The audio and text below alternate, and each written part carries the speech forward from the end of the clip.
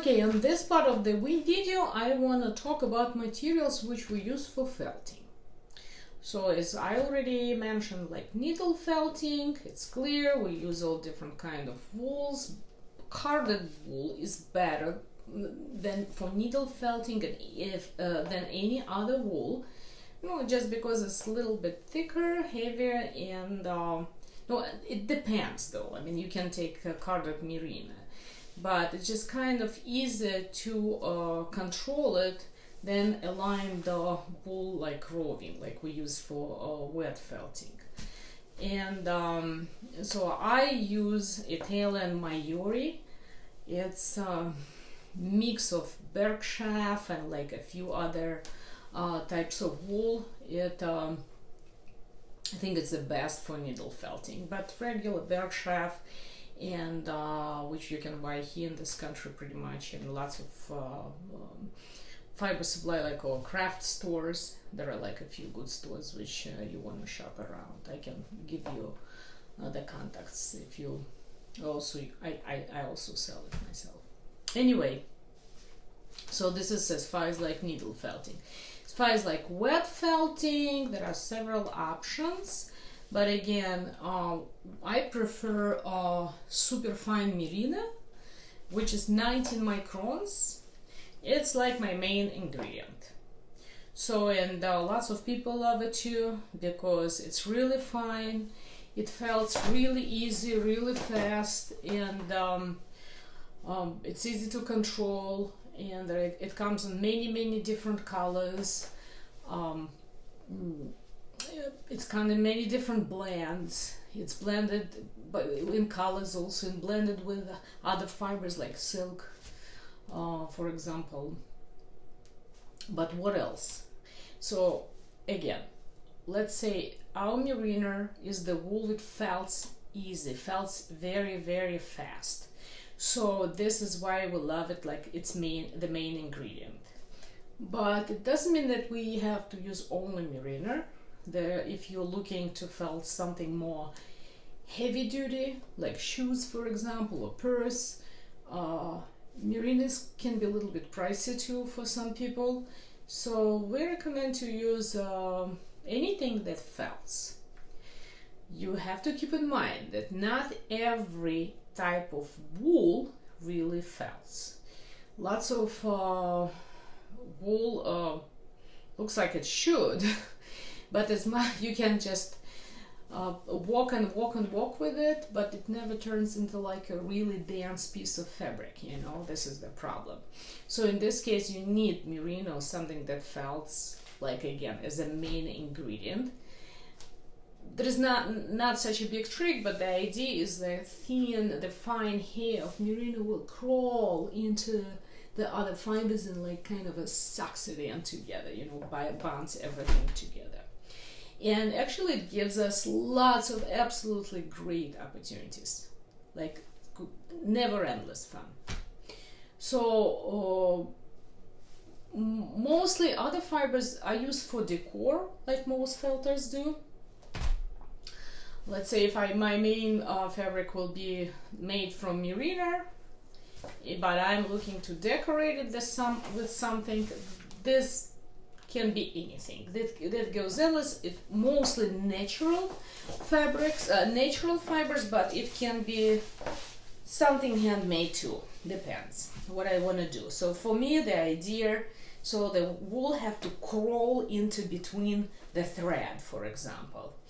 No, of course, the favorite. Okay, you know what I'm going to do? What I'm planning the project, and here, like I dye all different types of fibers which I'll be using for the project. So I'm showing you what I got here. First of all, I have like beautiful piece of silk. This is one type of a gauze or panja. This is a kind of a panja silk, but I ordered it from Asia, from my friends. This is another type of silk, which is super fine, super thin. And another type of silk, it's a little bit heavier. But what else do I have here? Okay, this is silk which comes in a raw. You know, this is like this silk hankins, which actually they didn't do anything. It's a raw silk. I just dyed it. It's fleece. This is fleece, which I also dyed in the same color, which I'm going to use as decor. I'm not sure even what's going to happen with all these pieces, but I know that eventually when I add my secret ingredient Merino, it will bond all together. Maybe it will be a scarf or a shawl, or maybe it's a top. What's flying out of here?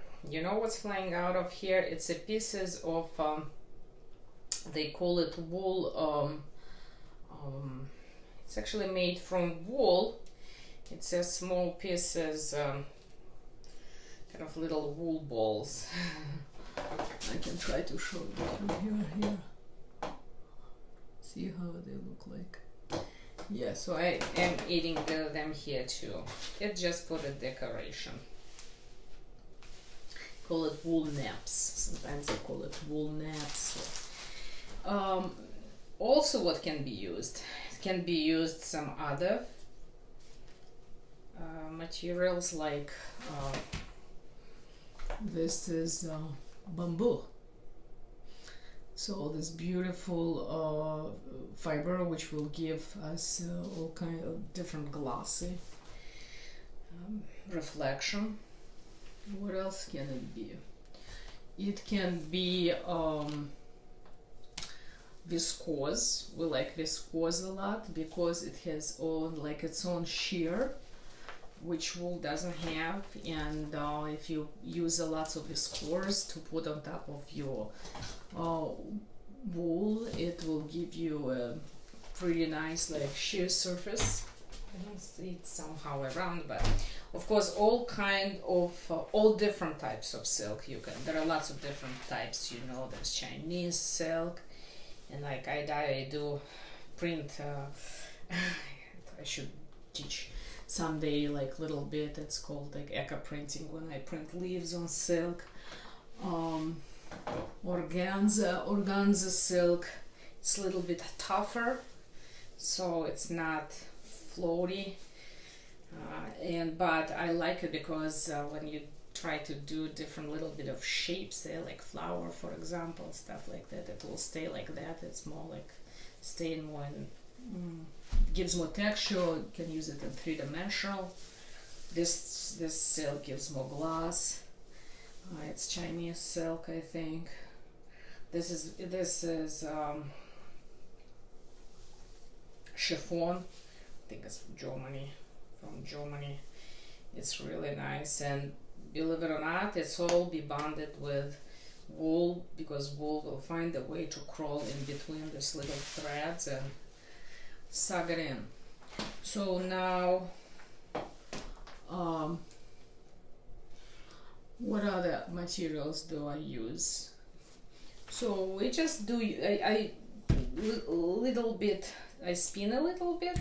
So sometimes, for my decoration, to decorate pieces, you just take make different your own yarn, and again, wool will be attached to all that yarn, and I don't know. So there is lots of different opportunities. Also, lots of different materials you can use to bond the wool, as soon as it can either crawl into, or it also felt two different types of wool I use sometimes too.